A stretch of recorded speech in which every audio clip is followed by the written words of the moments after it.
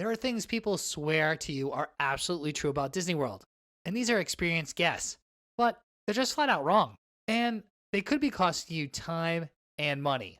Welcome aboard. I'm Don B from Eat Sleep Disney, and after decades of park visits, we're busting 12 of the biggest Disney World lies that people still believe in 2026 to help you stay one step ahead of everyone else in the parks. Ask most people when not to visit Disney World, and summer is at the top of their list. They say things like it's too hot, it's too crowded, and it's too expensive. And look, we get it.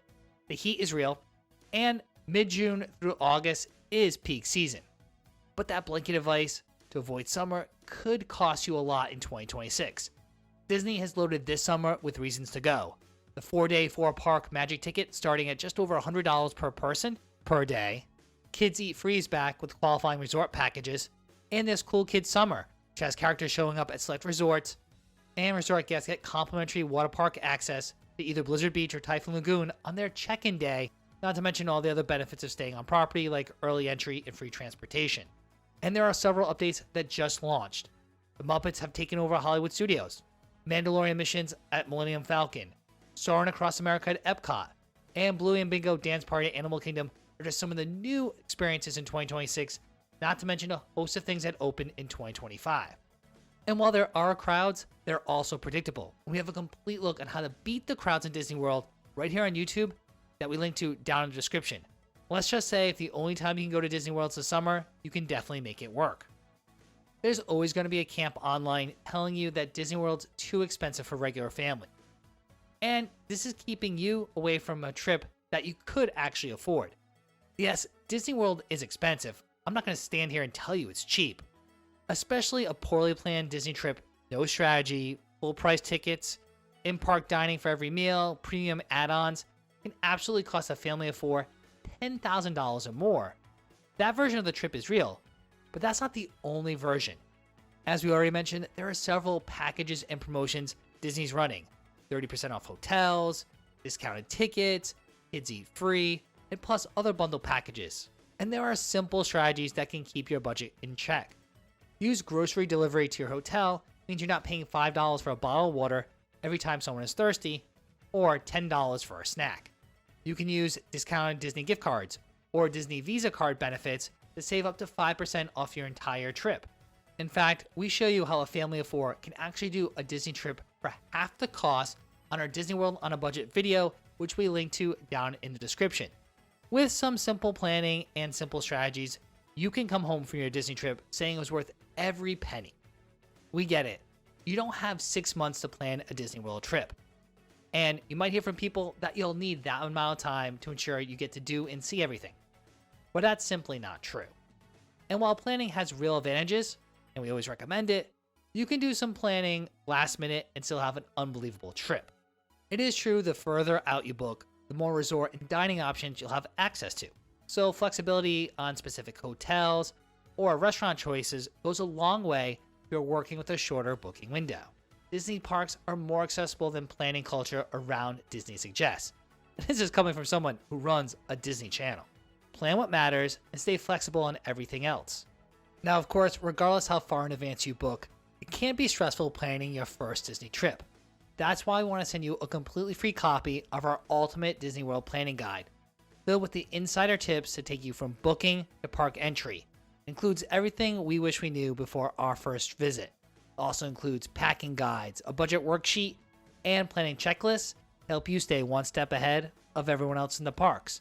So scan the QR code on screen or click our exclusive link down in the description and download your completely free copy right now.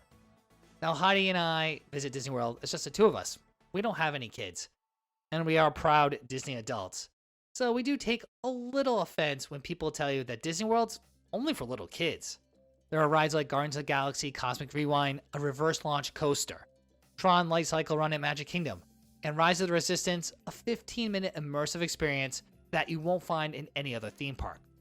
There's Flight of Passage at Animal Kingdom, which is perhaps our favorite ride and one of the most immersive attractions anywhere.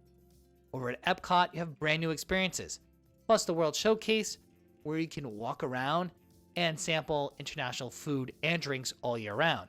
Geo 82 in Epcot, the Nomad Lounge at Animal Kingdom, Trader Sam's at the Polynesian, the bar circuit at the Boardwalk. Disney World has some genuinely excellent adult dining and bar scene, along with attractions.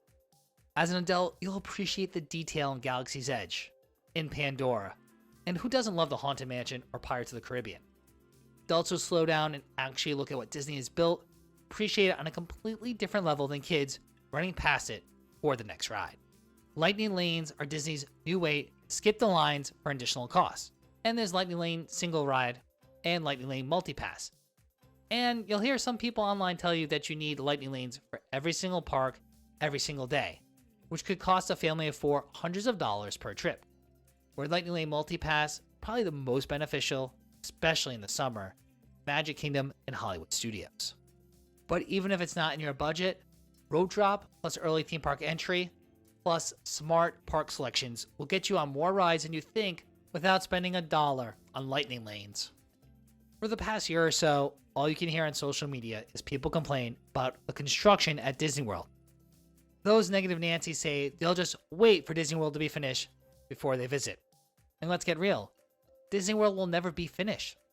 I mean, Walt Disney himself famously said that Disneyland will never be completed. It will continue to grow as long as there is imagination left in the world. Construction at Disney World in 2026 is not a reason to stay home. It's a sign of what's coming. Tropical Americas at Animal Kingdom will be one of the most ambitious land expansions Disney has ever attempted. The Monsters Inc. land replacing Muppets Courtyard at Hollywood Studios. The new Fantasyland additions. These are investments in the parks that are going to make future visits even better. And with new attractions and experiences opening and some closing, quite honestly, there's just as much to do in the parks right now as there always has been. So don't let the construction be the reason you delay a trip that could happen this year. Now, we're big advocates for staying on property. We think all the benefits and perks are truly worth it, and keeping you in that Disney bubble just adds some extra magic. But there are a variety of different resort accommodations, deluxe, moderate, value. And don't let anyone shame you into thinking that Disney Valley resorts are essentially budget motels with a Mickey logo slapped on them. While that might have been true years ago, the category has evolved significantly, and those dissing Valley resorts in 2026 hasn't actually stayed in one recently. Art of Animation is generally one of the most immersive resorts on Disney property. The theming is detailed, the pool area is spectacular, and the resort sits right on the Skyliner. Pop Century, which is right next door as well. These are not motels. They're theme resort experiences at a price point that lets families put the savings towards an entry park day or a special dining experience. Now, value resorts aren't the right choice for every trip or every family, but writing them off as glorified motels means missing some great options at the most accessible price point on Disney property. Now, if you're planning your first Disney trip and getting a little confused about the different resort categories or ticket options, we understand. That's why we highly recommend, if you're planning a Disney trip, not to book directly with Disney. Use an authorized Disney vacation planner. Now, Heidi and I are not travel advisors. That's why we partner with Mousefan Travel. They are the official travel provider of Eat Sleep Disney. We love working with our personal consultant Blair, who navigates all the options to find us the best price while ensuring we take advantage of any deals and promotions. And the best part, their services are completely free. So scan the QR code on screen or use our exclusive link down in the description to plan your next Disney adventure with Mousefan Travel. Listen, the Disney dining anxiety industrial complex, well, it's real, and it's making you miserable before you even leave home. Here's the truth about Disney dining reservation. Yes, a small number of restaurants book up quickly at the 60-day mark. These are typically restaurants like Cinderella's Royal Table or Space 220 or Ohana. Those specific restaurants are a priority. Book them the moment your window opens. But the vast majority of Disney World dining, the panic is way overblown. Walk-up lists open every day at the restaurants you think are fully booked, but they do move fast, so get there early. Cancellations happen constantly, so regularly checking the app, even up to the day of your arrival, might help you snag some hard-to-get reservation. Some of the best dining experiences at Disney World are the ones that require the least advanced planning. Santulli Canteen in Pandora, Woody's Lunchbox at Hollywood Studios, Columbia Harbor House at Magic Kingdom. These are great meals with zero reservation required. You spend your whole trip locked into table service every single day, you might come home wishing you had more flexibility and some more money in your pocket. Oh, and there's park hopping. This is one of Disney's most successfully marketed upgrades, and for most families, most of the time, doesn't really deliver. It seems logical. Pay somewhere around $75 per person per ticket, and now you can visit multiple parks on the same day. Maximum flexibility, maximum value. Except, here's what actually happens for most families. You spend a full morning at Magic Kingdom, you hit most of the things on your list, and by early afternoon, you're tired. Tell yourself you're going to hop to Epcot for dinner, and then Guardians of the Galaxy. But then you stop in the gift shop on the way out, or you need a coffee or some Dole Whip because of the heat. And then your kids are getting tired. And by the time you're at Epcot, you have a couple hours to do what you want to do, and you really don't feel like doing anything at all. The fact of the matter is, there's entirely enough to do at every single park to fill at least one full day, especially if this is your first time at Disney World. Park hopping can be a complete waste of money. If you do get done early on a particular day, go back to your resort, enjoy the pool, or try a different restaurant, or head to Disney Springs. Do something relaxing and rejuvenating. Don't try to shove in more, because you'll just come home exhausted.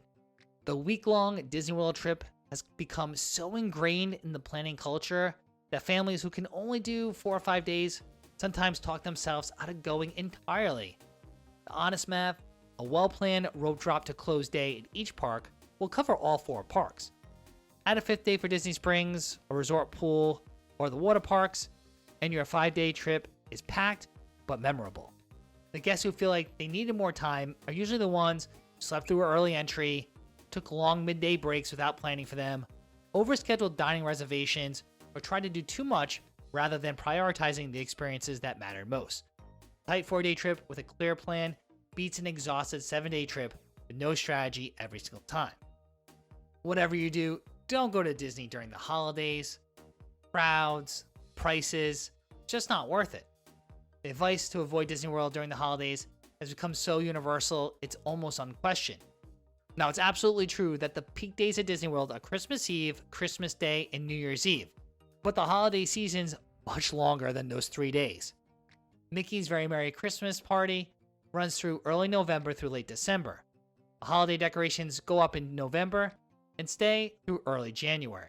There's Epcot's Festival of the Holidays that runs the entire season. And the weeks between Thanksgiving and mid-December are among the most beautiful times to visit, with less crowds and all of the holiday magic fully in place.